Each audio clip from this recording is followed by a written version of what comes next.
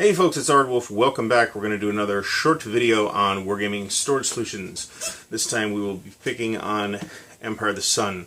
This is, let me point first out that you will notice a very slight bulge in this box, maybe a 1/16 of an inch or so.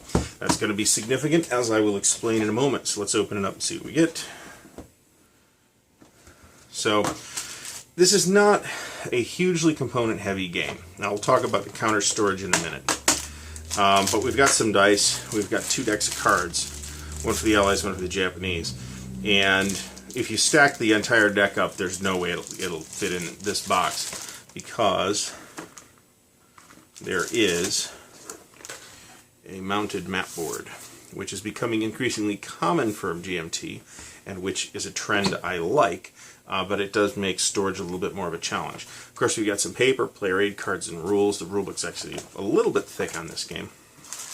So I will replace these bags with deck boxes that fit in this particular box at some point.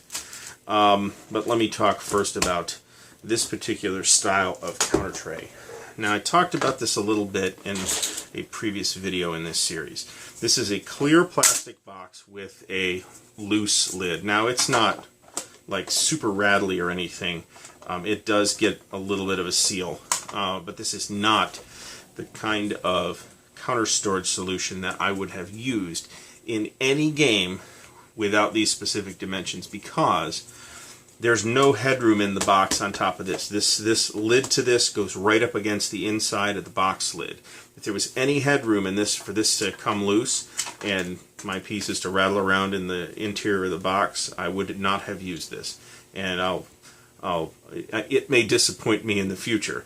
There's only 1.5 counter sheets for this game, with a mix of 1/2 inch and 5/8 inch counters. I organized these by nationality because I figured there's not that many counters. There are setup cards that tell you where everything needs to go, and then I can fish these particular markers out as needed as the game progresses. And unlike every other box type solution I had, this one fits alongside the card decks in the box. I started to put this in a counter tray at one point, and unfortunately, the counter tray will fit in the box, but then there's no room for the cards.